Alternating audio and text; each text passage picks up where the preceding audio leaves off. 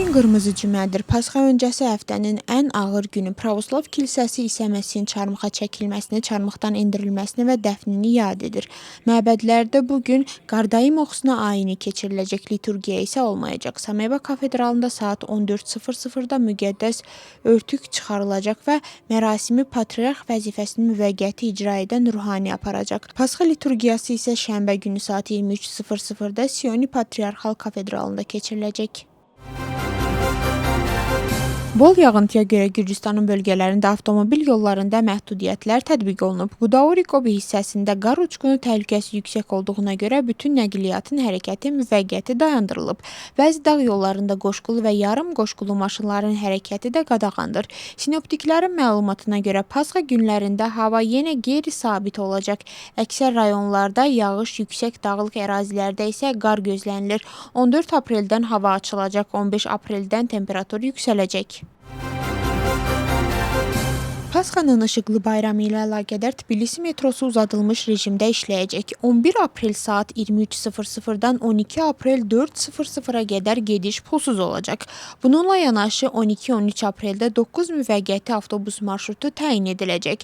Avtobuslar sərnişinləri saat 8:00-dan 20:00-a qədər Muxatkverdi, Vaşli Cuvari Kukiya, Yeni Kukiya, Maxata Saburtalı Qırmağeleveli və Varketili qəbristanlıqları istiqamətində daşıyacaq. Xüsusi marşrutlar Marcanişvili, Delisi, Saracişvili, Varketili metro stansiyalarının yaxınlığından, həmçinin Didubenin yuxarı çıxışından, vağzal meydanından, Besaryon Çiçinadze küçəsindən və Varketili 3-cü masivindən hərəkət edəcək.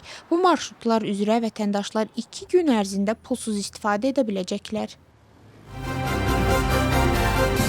Qiymətlərin araşdırılması üzrə müvəqqəti parlament komissiyası işini davam etdirir. Ərzaq və dərmanlardan sonra komissiya artıq yanacaq qiymətlərinin öyrənilməsinə başlayacaq və neft məhsulları sektoru ilə görüşlər keçirəcək. Komissiya rəhbərinin sözlərinə görə qida məhsulları ilə bağlı 60-dan çox şirkət araşdırılıb. İstehlakçının konkret məhsulları üzrə real nəticə görməsi üçün ilkin fəaliyyət planı hazırlanır. Uzun müddətli planın məqsədi isə sektorun daha şəffaf və rəqabət qabiliyyətli olmasıdır. Komissiya tövsiyələrini ehtimal ki, aprelin sonuna qədər təqdim edəcək. Donald Trump bildirib ki, İranın Hörmüz boğazından keçən tankerlərə vergi tətbiq etməsi barədə məlumat var. ABŞ prezidenti sosial şəbəkədə yazıb ki, əgər bu məlumat doğrudursa, İran bunu dərhal dayandırmalıdır. Onun sözlərinə görə bu addım Vaşinqton və Təhran arasında əldə olunmuş razılaşmaya uyğun deyil. Bununla yanaşı Trump İsraili Livan ərazisinə zərbələri azaltmağa çağırıb. O bildirib ki, İsrail və Livan arasında sülh danışıqlarını dəstəkləyir. Dövlət Departamentinin məlumatına görə bu danışıqlara gələn həftə Vaşinqton ev sahibliyi edəcək. Netanyahu bəyan edib ki, kabinetinə Livanla danışıqlara mümkün qədər tez başlamağı tapşırıb. Medianın məlumatına görə ABŞ və İran arasında 2 həftəlik atəşkəs razılaşmasına baxmayaraq, İsrail Livan istiqamətində hücumları davam etdirir.